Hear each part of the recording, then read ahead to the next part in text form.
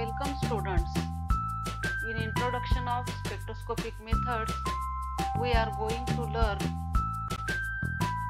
what is meant by spectroscopy, types of electromagnetic radiations, types of spectroscopic methods, and advantages of spectroscopic methods.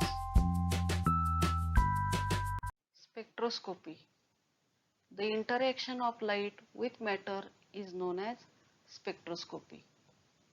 In spectroscopy, electromagnetic radiations are fall on the substance or substance is exposed to electromagnetic radiations. Then certain changes takes place and the response given by the substance, that response is recorded in the form of graph that is known as spectrum, and that phenomenon is known as spectroscopy. Electromagnetic radiations have both wave and particle-like properties.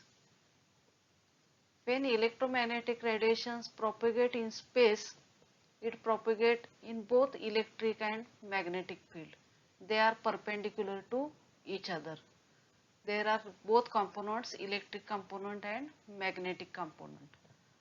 Now we see what is meant by wavelength.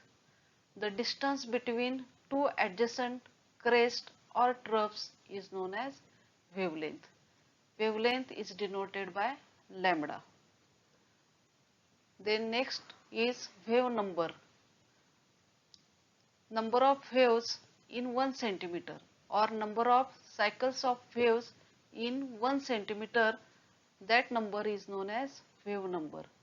Wave number is the reciprocal of wavelength. It is denoted as nu bar.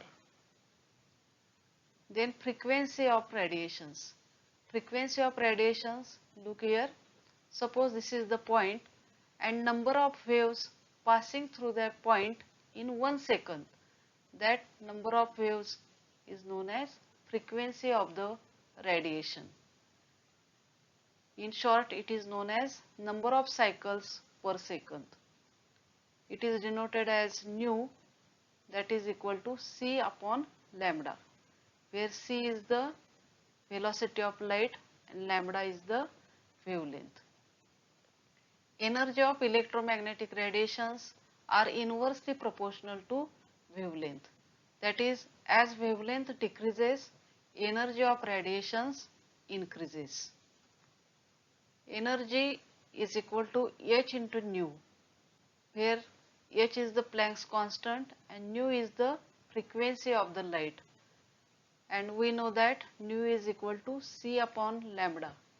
Therefore, E is equal to hc upon lambda, where nu is the frequency in hertz, c is the speed of light, lambda is the wavelength in centimeter, and h is the Planck's constant.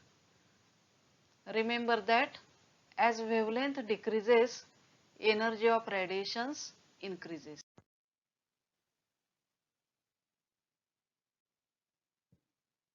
Measurement units. First, wavelength. It is a distance unit, therefore it is measured in millimeter, centimeter, meter, nanometer or angstrom unit. Then wave number. It is the reciprocal of wavelength, therefore its unit is per centimeter.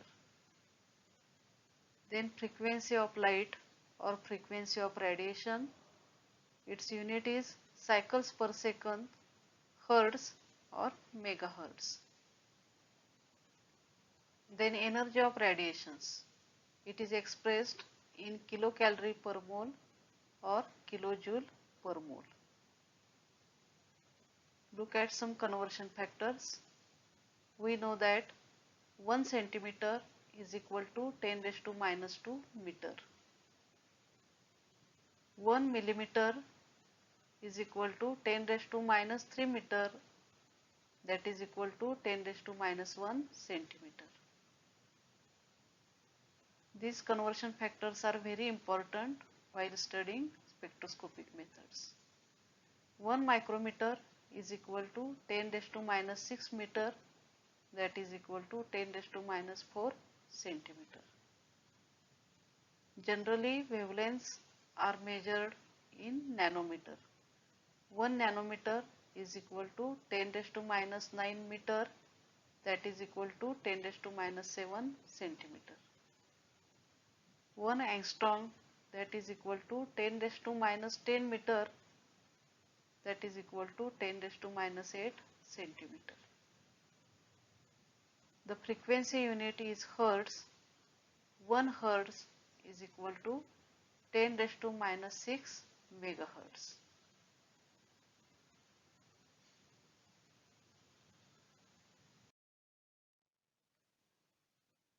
Look at this electromagnetic spectrum. There are different types of electromagnetic radiations depending upon their energy and wavelength. There are different regions of that electromagnetic radiations, that are radio waves, microwaves, infrared, visible, ultraviolet, X-ray, gamma rays, then cosmic rays, etc. From radio waves to gamma rays, the wavelength of radiation decreases, and as wavelength decreases, their energy increases. That radiations have higher wavelength, they have low energy. These radiations have less wavelength, but they have higher energy. And as wavelength decreases, frequency increases and energy also increases.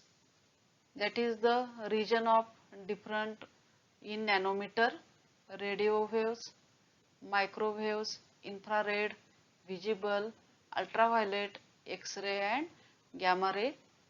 The visible region is from between 400 nanometer to 800 nanometer, which is visible to us, therefore its name is visible. In spectroscopic methods, if there is absorption of electromagnetic radiations takes place, then that spectroscopic methods are known as absorption spectroscopic method. And if there is emission of radiation takes place, then it is emission spectroscopic method. Spectroscopic methods which are used for structure determination of organic compounds, and depending upon electromagnetic radiations are used, there are different type of spectroscopic methods. The spectroscopic method in which IR radiations are used, that spectroscopic method is known as infrared spectroscopic method. When substance is exposed to infrared radiations, then rotational and vibrational changes takes place, and that spectroscopic method is used for detection of functional groups present in the organic compound. The another method is that if the substance is exposed to ultraviolet or visible radiations, then that spectroscopic method is known as UV visible spectroscopic method.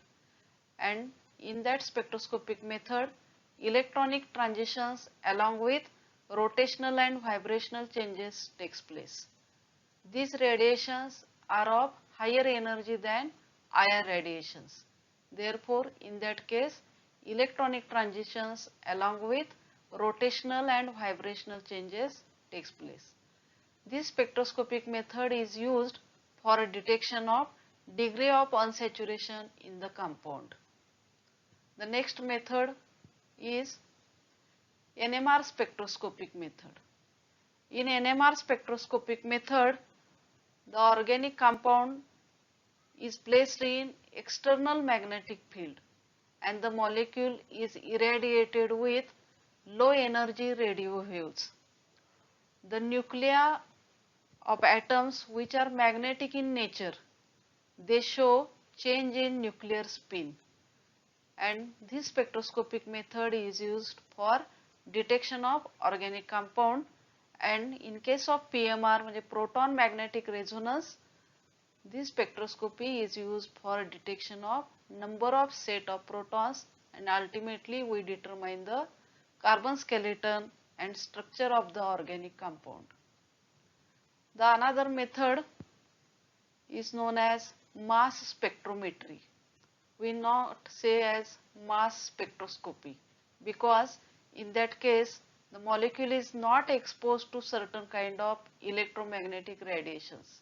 Therefore, that method is known as mass spectrometry instead of mass spectroscopy. In mass spectrometry method, fragmentation of molecule takes place and number of fragment ions are formed, out of which positively charged fragment ions are detected, and this method is useful for detection of molecular weight of the compound. All these four methods are very useful for determination of structure of the organic compound. Now we'll see what are the advantages of spectroscopic methods. In case of spectroscopic method, the sample required for examination, that sample required is very less. In qualitative or quantitative analysis method, which is the conventional method, in that case the sample required is in large quantity, but in spectroscopic method the sample required is very less. The spectroscopic method requires less time and very quick results are obtained. In that case, more accurate results are obtained and more detailed information of the organic compound is obtained. And another important advantage is that in that case the sample can be recovered. This is the introductory part of spectroscopic methods. These are the spectroscopic methods which are used for structure determination of organic compound. Thank you.